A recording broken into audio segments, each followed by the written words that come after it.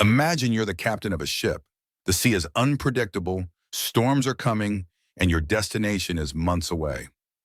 Now, ask yourself, would you rather have a crew that's half asleep, unskilled, and unmotivated, or a crew that's skilled, passionate, and ready to face any wave?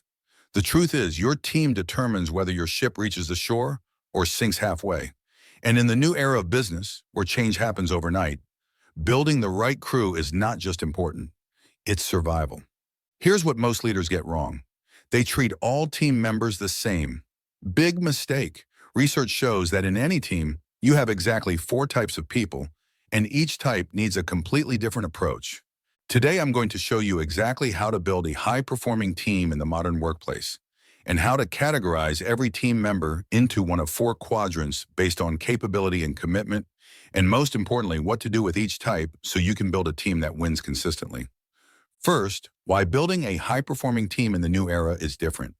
Before we dive into the framework, let's talk about why team building has become so much harder in the new era. In the past, leaders focused mostly on capability. Is this person skilled enough? Now, we know that capability alone doesn't guarantee success. You also need commitment, the willingness to show up, push hard, and contribute to the team's goals.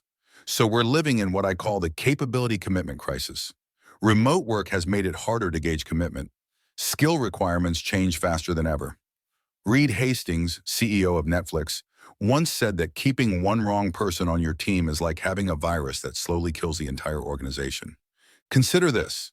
A single disengaged employee can reduce team performance by up to 54%. That's not just one person underperforming. That's one person dragging down everyone else. Meanwhile, companies like Google have discovered that just 20% of their workforce generates 80% of their breakthrough innovations. The difference? They've mastered a systematic approach to categorizing and managing 4 distinct types of team members. Second, the capability commitment quadrant framework. A high-performing team is no longer about just having smart people. It's about having the right mix of skills and commitment that can adapt and thrive. And the best way to figure that out?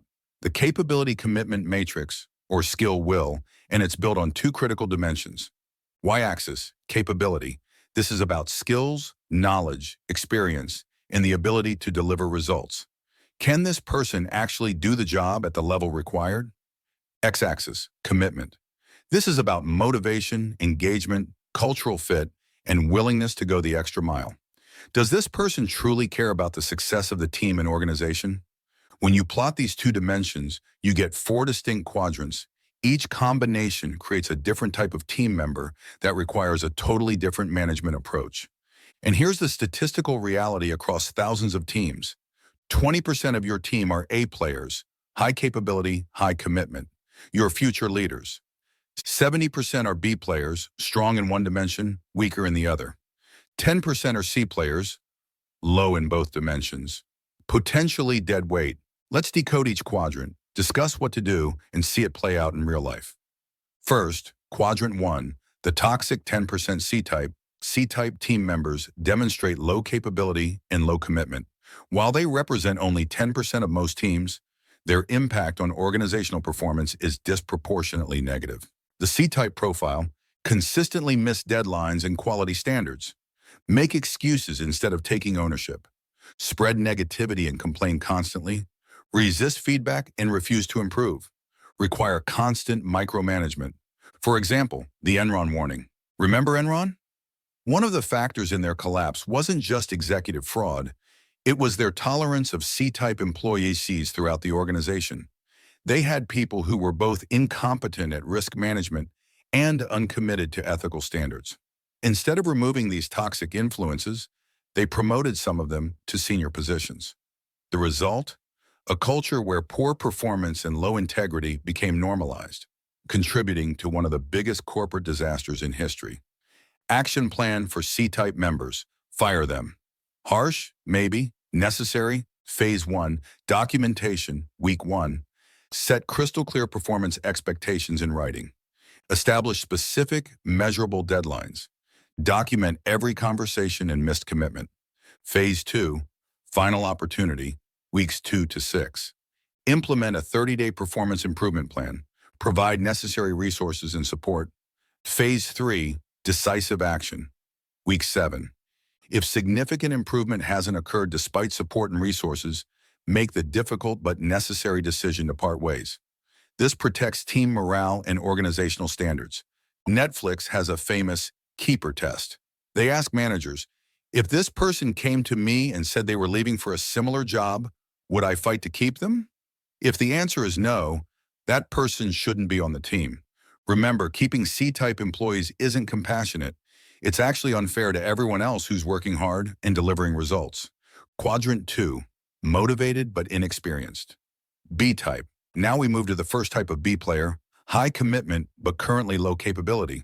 These are your hidden gems, people with the right heart who just need the right development. The high commitment, low capability profile, enthusiastic and positive attitude, willing to put in extra effort, coachable and open to feedback. Strong cultural fit, currently lacks specific technical skills or experience.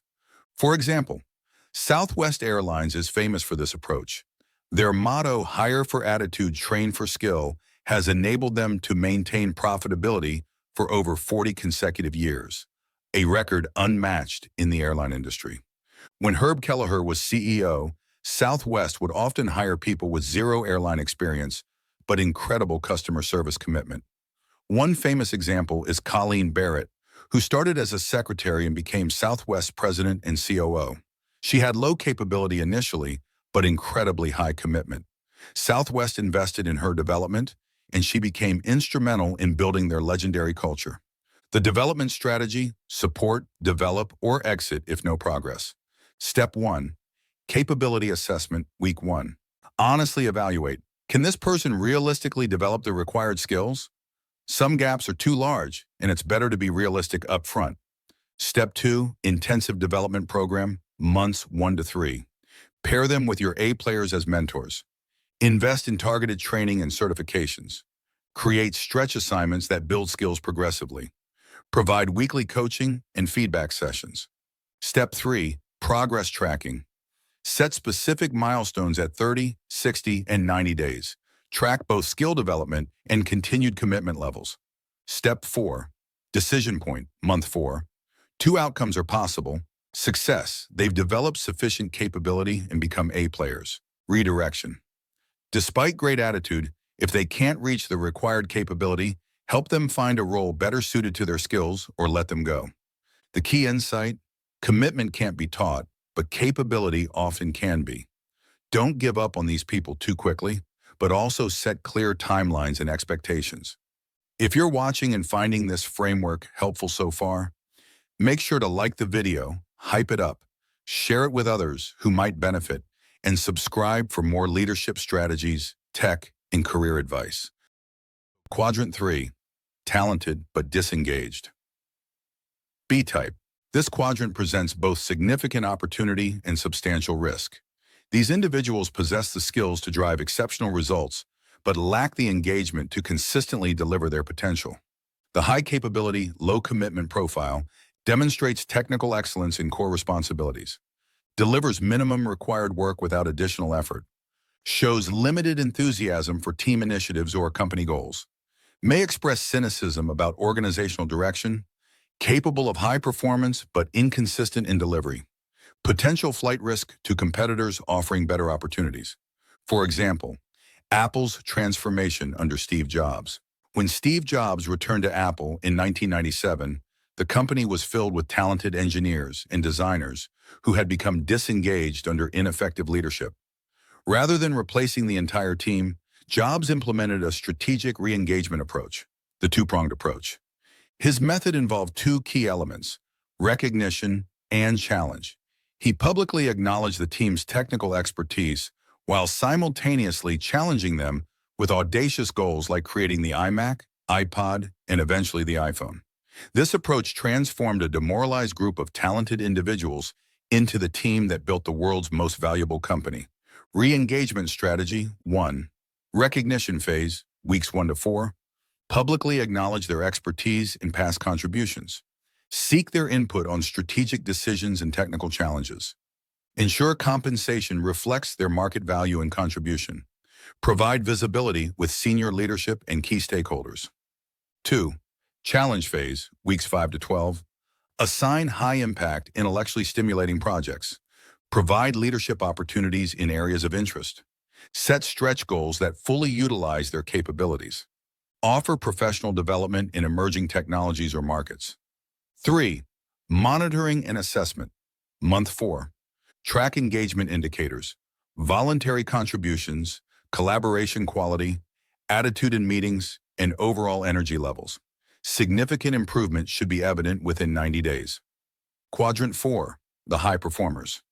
A-type, finally we reach your championship team, the golden 20% who have both high capability and high commitment and drive 60 to 80% of breakthrough results and innovation. These are your A players, and how you manage them determines whether you build a great organization or watch your superstars leave for competitors. The A-type profile. Consistently exceed performance expectations. Self-motivated and proactive in identifying opportunities. Positive influence on team culture and morale. Continuously seek learning and growth opportunities. Take ownership of both successes and failures. Natural mentors who develop others' capabilities. For example, Amazon's leadership development system. Amazon is legendary for identifying and developing A players systematically. Take Andy Jassy's journey. He went from a high-performing business analyst to leading a small team, then building AWS from scratch, and eventually becoming CEO of the entire company. Jeff Bezos didn't just recognize Jassy's performance. He systematically elevated him through increasingly challenging roles, each one developing new capabilities while leveraging his proven commitment. The A-player management system, 1. Recognition and reward, ongoing. Provide both public recognition and meaningful private appreciation. Ensure total compensation reflects their outsized contribution. Offer first access to new opportunities, projects, and resources. 2. Strategic elevation. Quarterly. Promote before they request advancement and before competitors recruit them. Include in strategic planning and high-level decision-making processes. 3. Leadership development annually. Assign mentoring responsibilities with developing team members. Grant hiring authority and team-building opportunities. 4. Retention strategies. Continuous. The cost of losing an A player is enormous, not just their individual contribution, but their influence on others and the knowledge they take with them. Conduct regular career development conversations. Provide competitive compensation packages, including equity participation. Create clear advancement pathways with specific milestones and timelines. Critical warning, your biggest mistake would be neglecting A players because they don't need attention. High performers often become disengaged when they feel taken for granted or see their growth stagnating. 3. Implementation. Roadmap. Transforming your team using the Capability Commitment Matrix requires systematic implementation with clear timelines and measurable outcomes. Week 1. Comprehensive team assessment. Create confidential individual assessments for each team member. Rate each person on capability 1 to 10 and commitment 1 to 10. Plot them on the matrix. Be brutally honest. This initial assessment is for your eyes only. Week 2, create individual action plans. Develop specific strategies for each person based on their quadrant. Set specific, measurable objectives and timeline expectations. Identify who needs immediate attention, C-types and flight risk A-types. Weeks 3 to 4. Begin execution. Start with your C-types, performance improvement plans. Launch development programs for high-commitment, low-capability B-types. Implement credit and challenge strategies for disengaged high performers. Ensure A-types feel valued and challenged. Ongoing, monitor and adjust. Weekly progress reviews, monthly quadrant reassessments. People can and should move between quadrants. Quarterly strategy adjustments based on results. The 90-day milestone. By day 90, you should see C-types either dramatically improved or removed, B-types showing clear development progress, A-types more engaged in taking on leadership roles. Overall team performance and morale significantly improved. Leadership tips. Team members' capabilities and commitment levels change over time. Regular reassessment ensures your management approach evolves with individual development. Use measurable KPIs for capability and clear behavioral markers for commitment. As underperformers are addressed and high performers are retained and developed, the overall team standard rises, attracting even stronger candidates and creating increasingly robust organizational capability. For a more in-depth exploration of this topic, please visit Thinkeduca.com, where you will find detailed guides and resources. If you enjoyed this video, don't forget to hype it up. It helps the channel grow. Thank you for watching, and drop a comment which quadrant was your biggest eye-opener. Until then, remember, exceptional leaders don't just manage people. They architect high-performance systems that consistently produce outstanding results.